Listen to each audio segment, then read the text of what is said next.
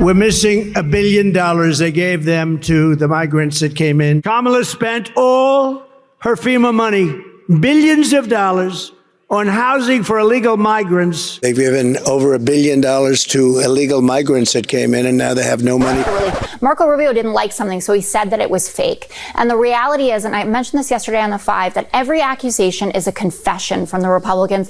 You know, the only president who actually did take funds that were supposed to go to disaster relief and move them to dealing with the border, that was Donald Trump. It was Defense he took $155 million out of the FEMA budget to do that. That should have gone to hurricane relief. Oh, that's gonna hurt! Despite almost every Republican governor from states most impacted by the surge of hurricanes wreaking havoc across the US, praising the immediate federal response, Donald Trump couldn't care less and continues to spread baseless claims about the federal response on social media and in public appearances. And in the final month of this presidential campaign, he's only more prone to making things up for political gain.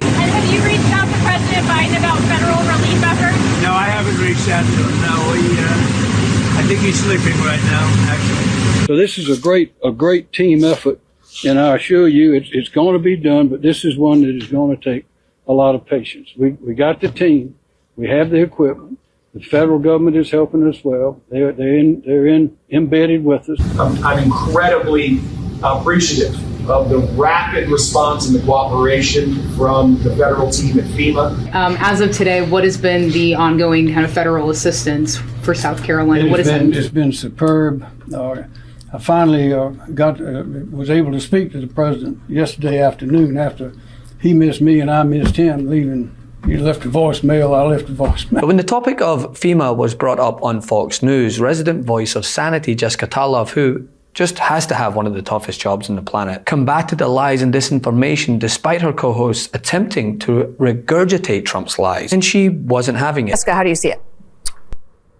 Dramatically differently from how my colleagues see it. So just a couple notes. Trump closes strong in Georgia. He lost Georgia. So I guess if someone had found him 11,237 votes, it would have gone better, but he's a loser there. I meant by campaign activity. Oh, he shows up a lot and people see him and then they vote against him. Starlink, there are 40 satellites that are already going. Okay. In Maui, by the way, the $700 was the FEMA limit.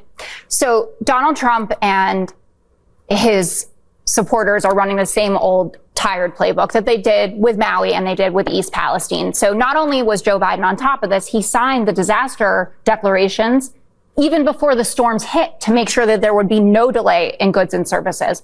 Donald Trump's social media posts contain blatant lies, like Governor Kemp can't reach the president. Governor Kemp gave a press conference yesterday where he said, I just spoke to the president. He has promised me every single thing that I need. McMaster from South Carolina, also a conservative, getting everything that he wants, and then Roy Cooper as well. And there's only one president that we are talking about who actually has denied relief for one of these states. In 2017, Roy Cooper asked after Hurricane Matthew for a lot of money, and he got 1% of his ask. They denied 99% of what he was asking for after that hurricane came.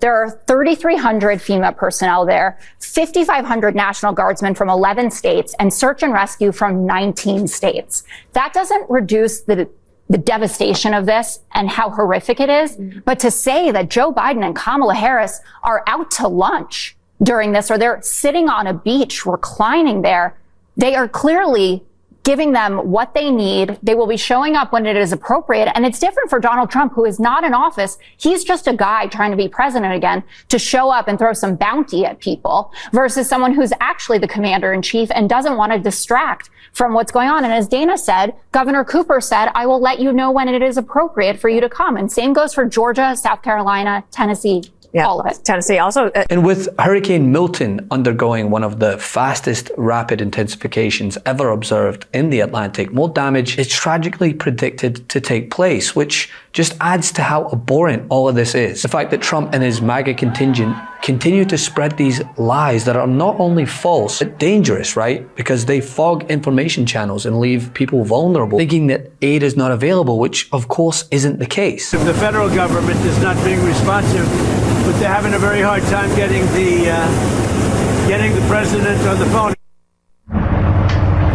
But Governor Brian Kemp said earlier that he did speak with President Biden yesterday after initially missing his call. As of this morning, he said that he and Vice President Harris were playing phone tag. I mean, last week, Hurricane Helene ravaged the southeastern United States, leaving over 200 people dead and countless others in dire need of assistance, which you'd think, in a logical, sane country, it would maybe lead to unity and clear communication from leaders. Instead, we are witnessing a flood of misinformation emanating from former President Donald Trump and his allies, all without a shred of evidence, right? In reality, Congress just gave FEMA another $20 billion last week for its disaster relief fund.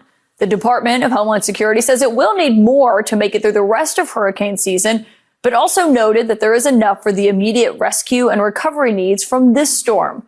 Yet Trump is claiming that there isn't because, according to him, that money is already being used to deal with the flow of migrants at the southern border. We're missing $1 billion. They gave them to the migrants that came in, and now we don't have the money. We'll do it, but they don't have the money to take care of. That's why they're giving you lousy treatment in North Carolina. Kamala spent all her FEMA money, billions of dollars, on housing for illegal migrants. They stole the FEMA money just like they stole it from a bank. They've given over $1 billion to illegal migrants that came in, and now they have no money. That is not true. FEMA says no disaster funds were used to shelter migrants. They are two separate programs, actually, both approved and funded by Congress. But you know which president did do that? The 45th. Back in 2019, when Trump was still in office, his administration pulled $155 million from disaster relief funds to pay for migrant holding facilities. That means that when Trump was president, he did exactly what he is accusing Biden of doing, taking cash from disaster funds to pay for migrant programs at the southern border. Now, all of this is coming after Trump accused the administration of also going out of its way to not help Republican areas, a notion that was debunked by Republican governors. I'm incredibly appreciative of the rapid response and the cooperation from the federal team at FEMA. There's 100% federal money flowing in. We're getting assistance, and we're asking for everything we need. I mean, he's accused the Biden administration and North Carolina's Democratic Governor, Roy Cooper, of withholding or diverting relief funds from Republican areas, which was proven false. FEMA Administrator Deanne Criswell refuted those claims, emphasizing the danger that they pose. Let's talk about some of the misinformation that is out there, including these claims from former President Trump that FEMA is about $1 billion short because money has been going to undocumented immigrants. Also, that the areas of the Republican areas of the state are being intentionally ignored in some fashion. You know, it's frankly ridiculous and just plain false. This kind of rhetoric is not helpful to people. You know, it's really a shame that we're putting politics ahead of helping people, and that's what we're here to do. We've had the complete support of the state. We've had the local officials helping to push back on this dangerous, truly dangerous narrative that is creating this fear of trying to reach out and help us or to register for help. You know, people need resources, and we need them to get into the system. And it's just, you know, a shame that people are sitting home on their comfortable couches while we have thousands of people here on the ground that have left their own families to be able to help those in need. So much is going viral online as well. One user suggested yesterday that a militia should go against FEMA, got more than 500,000 views. What kind of impact has this had on the recovery effort? It has a tremendous impact on the comfort level of our own employees to be able to go out there, but it's also demoralizing to all of the first responders that have been out there in their communities helping people, FEMA staff, volunteers, the private sector that are working side by side with local officials to go out and help people. I need to make sure I can get the resources to where they're needed. And when you have this dangerous rhetoric like you're hearing, it creates fear fear in our own employees. We need to make sure we're getting help to the people who need it. How insane is that? Is that people won't register to get the aid they need because their cult leader told them it's not available. And on Saturday, North Carolina's widely read The Charlotte Observer took Trump to task for, quote, worsening Helene's tragedy with political lies. They were quoted, "This is not a situation to capitalize on for political gain." President, Governor DeSantis, NBC is reporting Governor DeSantis is ignoring your calls on hurricanes, resources, and help. How does that hurt the situation here? You know, moments of crisis, if nothing else, should really be the moment that anyone who calls themselves a leader says they're going to put politics aside and put the people first. People are in desperate need of support right now, and playing political games at this moment in these crisis situations, these are the height of emergency situations, is just utterly irresponsible, and it is selfish, and it is about political gamesmanship instead of doing the job that you took an oath to do, which is to put the people first.